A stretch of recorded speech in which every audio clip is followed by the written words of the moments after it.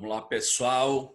Mais uma aula de história contemporânea, daquela que é a melhor disciplina de todos os tempos, história, com seu professor preferido, professor Sérgio Neto.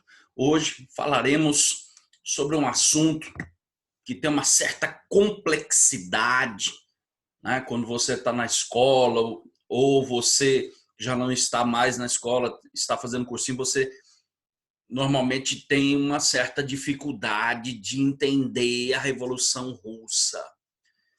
Para fins de Enem, normalmente o que cai de Revolução Russa, quando cai, né, são os fatores ou antecedentes.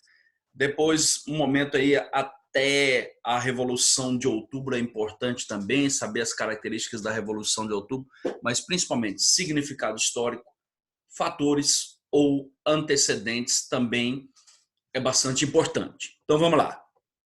Pega o seu caderno, bota lá a Idade Contemporânea, dá um pause na nossa aula, sua aula preferida, Idade Contemporânea, Revolução Russa, faz esse esqueleto no seu caderno. Você que tem dúvidas em história e geografia, que nós vamos também postar aulas de geografia, você pode mandar, né, para o meu e-mail, para o meu zap. Você vai lá, manda, fala: "Ó, professor, eu queria uma aula assim, assim, assado, né? Eu não consigo entender uma determinada aula", que a gente, na medida possível, vai fazer para que você possa ir bem no seu vestibular. Feito isso, copiado no caderno, vamos lá. Revolução Russa, primeira revolução vitoriosa inspirada no socialismo. Vamos lá, aí você está vendo Czar Nicolau II, da família Romanov, que governava a Rússia, né, durante o contexto gerador da Revolução Bolchevique. Vamos lá. Os antecedentes. Isso é muito simples. A gente vai ler aí uma série de fatores que geraram a Revolução Russa, mas na lata. Qual foi o principal fator que agravou a situação interna da Rússia? Nós vamos falar o absolutismo da família Romanov, pula os efeitos da Primeira Guerra, porque a Primeira Guerra é o aspecto mais importante, é o fator mais importante que acelerou os problemas internos. Então, deixa por último aí. Absolutismo da família Romanov, ausência de liberdades, crise econômica. Em pleno século XX, você ainda tem práticas feudais dentro da Rússia. 85% das terras estavam concentradas nas mãos de uma minoria, né? Os grandes proprietários rurais, chamados de boiardos. Em pleno século XX, você tem um czarismo, ou seja, uma autocracia czarista. E principalmente o que vai agravar os problemas internos é o que nós falamos, né? Dá uma olhada aqui do lado, deixa eu até ficar perto, né? Olha lá. Isso, subir mais um pouquinho, tá lá. Isso aqui, ó, os efeitos da Primeira Guerra Mundial. Isso você não pode esquecer. Por quê? Você fala assim, mas se a Rússia não tinha condições militares, econômicas, então por que diabo que esse czar Nicolau II vai se envolver no conflito Primeira Guerra Mundial? Bom, basicamente ele tem ambições territoriais, lembra aquele apoio na Sérvia, o pan-eslavismo, sem falar também que ele quer desviar a atenção, né, dos problemas que já existiam na Rússia desde o começo do século XX. Então você tem a Rússia, em 1905, ela sai da guerra russo-japonesa, arrasada economicamente, derrotada militarmente, né, e com uma forte insatisfação à autocracia czarista.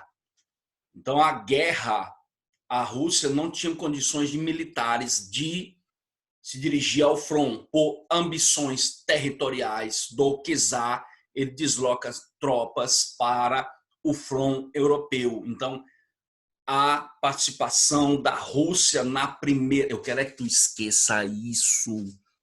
A participação da Rússia na Primeira Guerra Mundial agravou os problemas internos, é o principal fator desencadeador da Revolução Bolchevique. Vamos lá.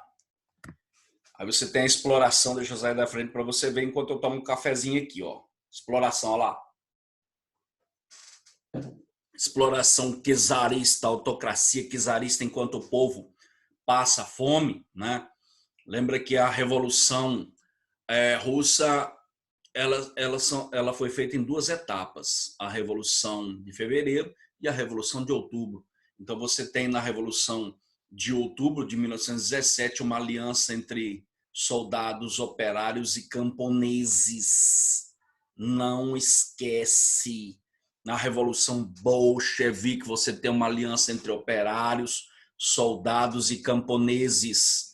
E a exploração do Estado czarista, um Estado autocrático, na autocracia do czar, o domínio, ainda a existência da servidão, o domínio da nobreza feudal, os boiardos, como nós falamos, mas principalmente a participação da Rússia na Primeira Guerra, porque a Rússia não tinha condições nem militares, nem econômicas de se dirigir ao front de batalha.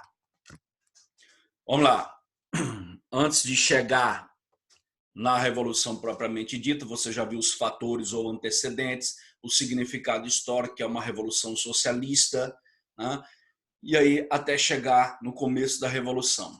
Final do século XIX já existia uma política existia uma forte perseguição, né, do czarismo contra os seus opositores. Então, olha lá, sofria forte perseguição do czar através da sua polícia secreta, né? E aí você tem, anota esse partido aí, ó. Tem gente que fala assim, o Partido Socialista. O Partido Socialista era o Partido Bolchevique. O Partido Menchevique é o Partido Capitalista. Meu amigo, não inventa, tá? O partido que fez a Revolução chamava-se Partido, olha o nome, Partido Operário Social Democrata Russo. Ele foi fundado na capital da Bielorrússia, em Minsk. Olha lá, Partido Operário Social Democrata Russo. Em 1903, dadas as perseguições, né, de suas lideranças, dentre elas Vladimir Ilyich Ulyanov. Égua, quem é Vladimir Ilyich Ulyanov? Lenin. Os caras fizeram o segundo congresso do Partido Operário Social Democrata Russo, primeiro em Bruxelas e depois em Londres. E aí, nesse congresso de Bruxelas, juntaram-se as lideranças Lenin, de um lado, do outro lado, Martov e Plekhanov. E aí os caras, nessa reunião do partido, olha aí, ó, a cabeça mãe da Revolução Russa. Espera aí, deixa eu dar uma gavé. A cabeça mãe da Revolução Bolchevique. Então, em 1903, como é o nome do partido? Não estudei? Partido Operário Social Democrata Russo. Se reúnem em Bruxelas e eles se dividem. De um lado, Lenin, cabeça-mãe da Revolução. Do outro lado, Martov e Plekhanov, os mencheviques. Olha lá, está todo mundo reunido. A Helene falou, precisamos propor uma ação revolucionária, né? Precisamos unir operários e camponeses e promover uma revolução radical, executar, né, os opositores, uma revolução sangrenta. Por isso que o lema não, o símbolo dos bolcheviques é a foice e o martelo, porque o martelo são os operários, a foice, a massa camponesa, os mojeques. Então ele achava que tinha que propor uma ação revolucionária e sangrenta, por isso que a bandeira do socialismo é uma bandeira vermelha para o café. Outra coisa, vem alguns, eu não queria mencionar isso agora, mas que é mais para frente, tem uns doidos por aí que dizem assim, Hitler era socialista. Tu é doido. Hitler era extrema-direita conservadora, entendeu? Olha lá. E Lenin é extrema-esquerda, radical. O cara defendia uma revolução sangrenta e aliança entre operários e camponeses e derramamento de sangue. Por isso que ela é sangrenta, violenta. O cara quer tomar o poder, executar os inimigos da revolução. Do outro lado tinha Plekhanov, intelectuais, e Martov disseram, não.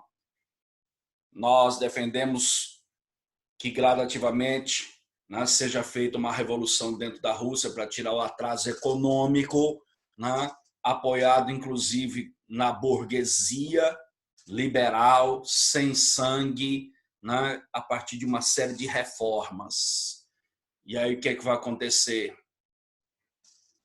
Aí há uma divergência entre Plekhanov e Lenin, e aí Lenin diz, vocês são a minoria, nós somos a maioria. Então, os bolcheviques são considerados a maioria, só não vai cometer este pecado anacrônico de dizer bolchevique é socialista, menchevique é capitalista, porque Lenin se desenterra do mausoléu dele para pegar o seu pé, tá? Por quê? Porque os dois, mencheviques e bolcheviques, pertenciam ao Partido Operário Social Democrata Russo. Ambos eram revolucionários, só que os meios para se atingir a revolução que era diferente. Não vai dizer que eles eram capitalistas, eles queriam uma revolução sem derramamento de sangue, com apoio da burguesia. Isso não quer dizer que eles fossem burgueses, tá? Então não cometa esse erro, esse equívoco. Você sabe que historiador, inclusive nós, o historiador não mente, ele se equivoca. Tá? Então não cometa esse equívoco de dizer que menchevique era capitalista e bolchevique era socialista. Vamos lá, passando adiante. Então isso em 1903. Em 1905 termina o quê? Termina a guerra russo-japonesa, a Rússia acaba sendo derrotada e isso agrava os problemas internos. E aí nós temos o quê? O chamado ensaio geral. Quem chamou a Revolução de 1905, o Domingo Sangrento, de ensaio geral, foi Lenin.